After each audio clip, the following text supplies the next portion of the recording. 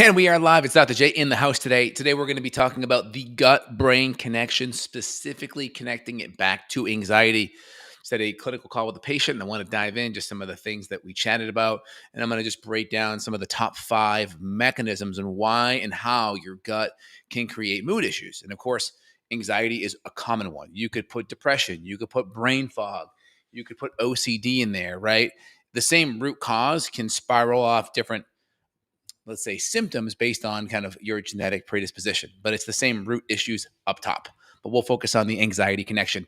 And before we do, please smash the like button. Love to see your comments down below. And if you enjoyed the video, please let me know. All right, so let's dive in. So first I'll get my little list here. But one of the big things when we create gut inflammation, that's going to impact absorption. That's going to create gut permeability. It's going to make it harder to absorb the nutrients that our brain needs to function optimally. So we need amino acids. Amino acids are the building blocks for our neurotransmitters. So we need to be able to digest and absorb protein. So anything that screws up our ability to make acid and enzymes and absorb optimally, that's going to be a problem. We need healthy fatty acids. Fatty acids and cholesterol provide most of the raw material for our brain. 70 to 80% raw material is cholesterol and fat. So if we don't have the building blocks to make the raw material, that can be a problem. So we have the neurotransmitters and the protein. We have the raw material with the fat and the cholesterol, plus our cell membranes, which are needed for good communication. We need healthy fats for those healthy cell membranes to form that lipid bilayer. And then we also need to be able to manage our blood sugar. If our blood sugar is wonky, that can create problems in the brain, right? Up and down blood sugar can create stress hormones. Those stress hormones can activate microglial cells. It just can create a fight or flight response. The more the fight or flight is activated, we're going to use less frontal cortex, greater chance of activating microglial cells, which are immune cells in the brain. And then, of course, good mineral absorption. Like we need good acid to get our minerals absorbed. Magnesium, very relaxing, right? Minerals are very important. Good hydration, good electrolytes are very important so our sodium, potassium pumps can work. That's sodium chloride coming in or sodium out of the cell, potassium going in. We need potassium too. And if we don't have good electrolytes, we may not absorb those. And so electrolytes are a big deal as well. Let's just come into some of the broad mechanism. Let's go a little bit deeper in here and I'll break it down for you even better. Let's do that here. Okay. Let me make it big for you guys so you guys can see. All right. So gut-brain connection. We talked about gut inflammation. So first off, gut inflammation impacts the tight junctions. It impacts the leaky gut or gut permeability. It's going to make it harder to absorb our nutrients. And of course, things like lipopolysaccharides, which are the outer cell wall of dysbiotic bad bacteria, that can get into the bloodstream. That can activate the microglial cells of the brain, and it can create an immune response. The more our immune system is overreacting, the more that can create fogginess and mood issue. And of course, gut inflammation and leaky gut, dysbiosis, gluten, toxins, food allergens, mold toxins, lipopolysaccharide, bacterial toxins. All right, so now we have the immune activation. So I kind of already mentioned this, right? The microglial cells are the immune cells in the brain. They're the immune white blood cells in the brain. They're the little Pac-Man that are going to gobble up any inflammation. So when they're activated, typically there's going to be inflammation as a byproduct, or the reason why they're going after something is that thing is creating inflammation. And the microglial are trying to clean it up. And so you have these other cytokines, TNF-alpha, interleukin-1, interleukin-6, nuclear factor kappa beta. These cytokines, they just don't stay in the gut. They can start to go systemic, and that's part of the microglial activation. That's a byproduct. Anytime you have your immune system trying to clean stuff up, there's going to be immune activation happening in the background. All right, so the gut-brain axis. So we have this communication from the brain to the gut and the gut back to the brain. It's a 2-lane highway like this. And the vagus nerve, or the parasympathetic part of the nervous system, is very important, right? And so the more stressed we become, we lower the vagal tone. We have less parasympathetic. And that means we have less rest and digest, less digestion, less enzyme, less acid. And then we're going to have more blood flow going to our arms and feet to fight and flee. And we're also going to have a large mobilization of sugar, glucose. We'll have about 25 to 30 grams, about a Snickers bar worth. So every time you get stressed, you're essentially eating a Snickers bar. So that's a big deal.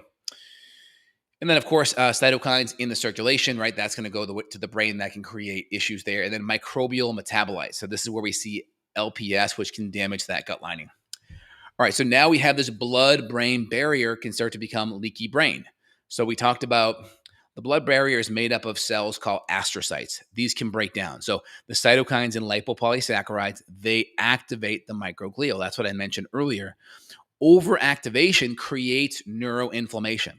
So those little Pac-Men, they're going to gobble up junk, but as they're gobbling stuff up, they can create inflammation in the process as they go to gobble things up. It's like cleaning up mold in your home. Like you have to clean up the mold, you have to cut drywall, you have to really, scrape a lot of the stuff in the home out, and that can damage the home, right? As your way of cleaning up the mold. Your body's kind of doing the same thing. And then again, as that leaky brain happens, then you have cytokines, lipopolysaccharides, maybe even food allergens like gluten peptides can cross the blood-brain barrier because now it's more leaky and that can create more problems. Neurotransmitters. I already mentioned this in the first section when we talk about protein. So inflammation shunts tryptophan, which is normally going to make your serotonin, then melatonin, and that goes down the kynurenine pathway. Serotonin, mood, instability, anxiety, and depression when it drops. So when we have low serotonin, so first off, if we have low serotonin because we're not breaking down tryptophan because now our acid and enzymes is low, that's a problem. It could also be we're not eating enough, right? But let's say our gut's jacked up and we have low acid and enzymes, that could be a big deal. We also have neurotoxic metabolites, quinolinic acid, and that can happen when we take tryptophan in and we don't have B6. So kynurenine pathway, we need B6 to help it go down the right pathway. So we also need to be absorbing our B vitamins. And so if we have gut issues and we're not absorbing our Bs, that can be a problem too. And then cortisol is a stress hormone that rises with inflammation. That's going to create this dysregulation. So the more cortisol, that can start to break down the gut barrier, right? That's the tight junctions, right? That's the interior form the tight junctions. And then we also have the astrocytes. That's the blood-brain barrier, the BBB, right? And that can break that down and make it more permeable. And now, all right, so clinical outcome, right? We have anxiety, right? We have to calm the gut down. We have to calm it down. Serotonin and GABA, right? These are a calming neurotransmission. So we need amino acids. We need things to support GABA, things like theanine or even GABA by themselves, but they can relax the glutamate in the brain and bring it back to a more calming situation, right? Theanine can take the glutamate and convert it back to GABA. Again, that HPA axis, right, can be upregulated. So more cortisol surges, more sugar mobilization. That's why we're tired. But why? Because we have all this extra sugar floating around our bloodstream because prehistorically, that always meant we need glucose to run, fight, or flee. But you really don't need it. You're not running or fighting from anything. But that's how we were hardwired because stress always meant we had to run, fight, or flee from something. And so now we have to get that HPA axis more calmed down. And then, of course, the brain circuits. The amygdala is part of the fight or flight.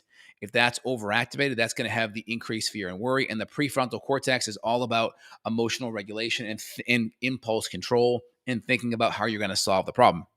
So results, gut inflammation plus brain inflammation equal anxiety and mood issues, all right?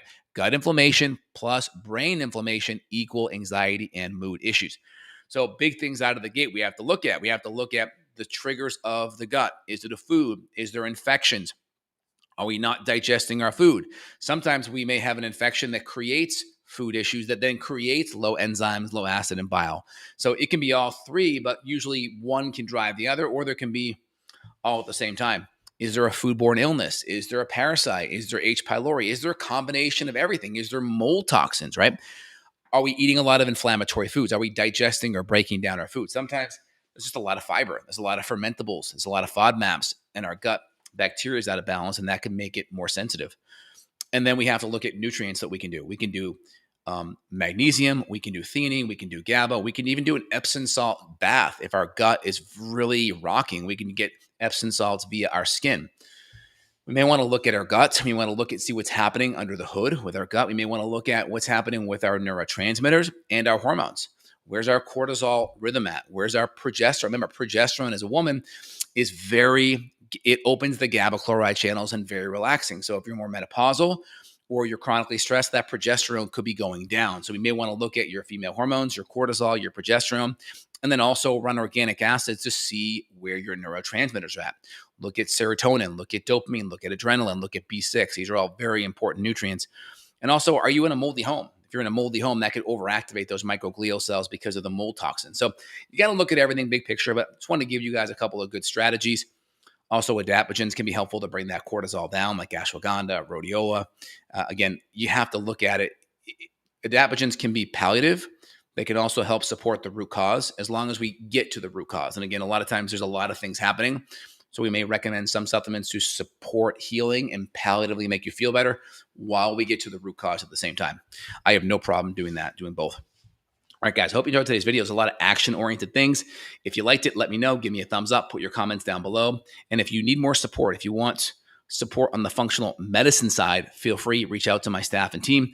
We're available down below. There's a link you can reach out, and you can see me worldwide. We'll see if you're a good fit. And we work with patients, we order labs, and do all that worldwide. So love to help out. And again, feel free, sub, and make sure you share with friends or family that could benefit. All right, guys, have an awesome day. Take care.